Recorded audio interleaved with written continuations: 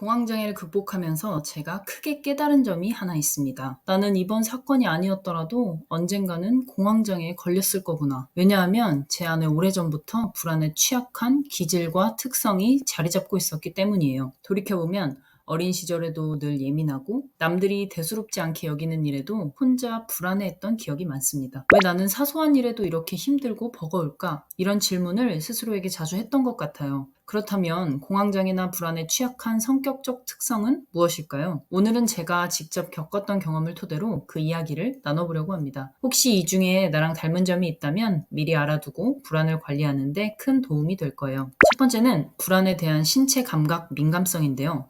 말 그대로 신체 감각에 예민한 걸 말합니다. 여러분은 심장이 빨리 뛴다거나 갑자기 숨이 조금 가빠진다거나 어지러움증이 살짝 올 때 어떤 생각이 드시나요?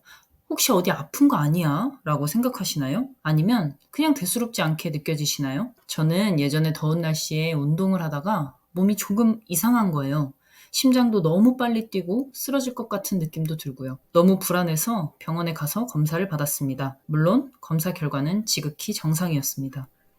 저는 다들 저처럼 느낀다고 생각했는데 아니더라고요. 저보다 더 심한 탈수 증상을 겪어도 물 한 컵 먹고 쉬면 좋아져 하고 넘어가는 분들도 계시더라고요.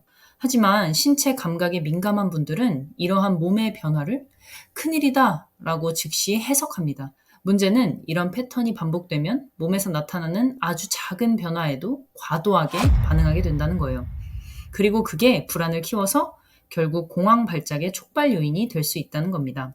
두 번째는 완벽주의와 통제 욕구입니다. 모든 걸 계획대로 진행해야 마음이 편하고 예기치 않은 상황이 생기면 불편을 넘어서 불안까지 느끼는 경우죠. 예를 들어 여행을 가는데 예상치 못한 교통체증이 생겼어요. 그럼 그냥 조금 늦겠네 하고 넘기면 되는데 이게 도저히 안 되는 거죠. 이런 성향을 가진 분들은 이러다 모든 일정이 틀어지고 망치면 어쩌지? 하는 생각이 꼬리에 꼬리를 물게 됩니다. 결국 자신이 통제할 수 없는 것들로 인해 불안해하고 스트레스를 받죠. 저는 직장 생활을 할 때는 이런 걸 잘 못 느꼈거든요. 그런데 결혼을 하고 육아를 하면서 제 성향이 정말 훤히 보이더라고요. 아이가 밥을 정해진 양만큼 먹거나 잠을 제때 자는 게 사실은 말이 안 되는 일이거든요. 성인인 우리도 매끼 같은 시간에 같은 양을 먹지는 않잖아요. 배고픈 날은 좀 더 먹고 배부른 날은 조금 덜 먹고 그런 거죠. 잠을 매일 같은 시간에 잔다? 이것도 정말 쉽지 않죠.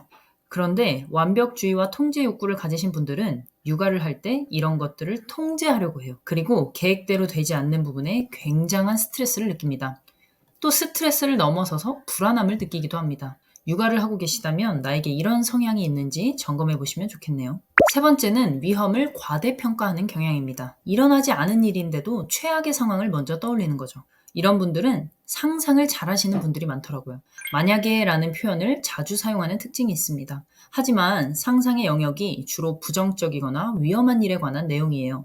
내가 자동차를 타고 가는데 갑자기 반대편 차선에서 차가 나한테 오면 어떻게 하지? 우리 아이가 다치면 어떻게 하지? 전쟁이 나면 어떻게 하지? 큰 병에 걸린 거면 어떡하지? 등등 별거 아닌 작은 일도 엄청 큰 위험으로 생각하고 불안을 불러일으키는 습관이 있습니다.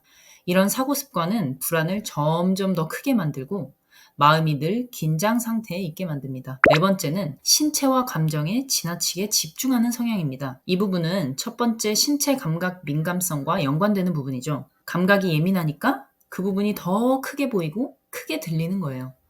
평소에도 심장박동, 호흡, 체온 같은 걸 자주 체크하는 분들이 있어요. 신체나 감정의 한 부분에 꽂히면 그 부분을 계속 신경 쓰는 거죠. 저는 아직도 기억나는 게 어렸을 때 심장이 빨리 뛰는 것 같아서 맥박을 재고 관찰하고 막 이랬던 기억이 있어요.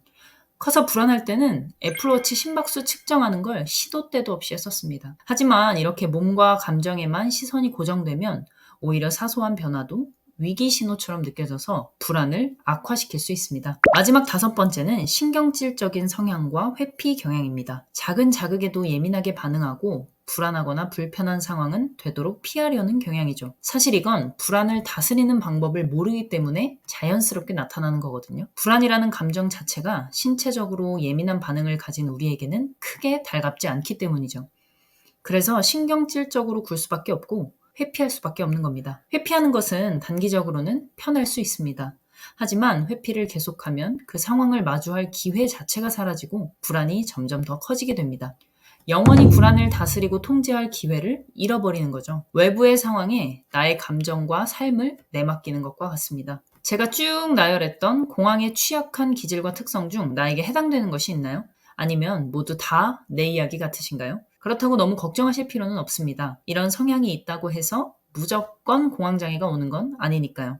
내 성향을 정확히 알고 인식하는 것만으로도 이미 절반은 예방한 거나 다름없습니다. 말씀드린 것처럼 불안을 잘 다스리고 통제할 수 있으면 기질은 얼마든지 변할 수 있죠. 혹시나 불안에 취약한 기질적 특성을 가지고 계신 분들이라면 댓글 링크를 참고해 주시기 바랍니다. 불안을 극복하고 생각 습관을 변화하는데 큰 도움이 될 겁니다. 오늘도 영상 시청해 주셔서 감사합니다. 공황 극복 멘토 조르바였습니다.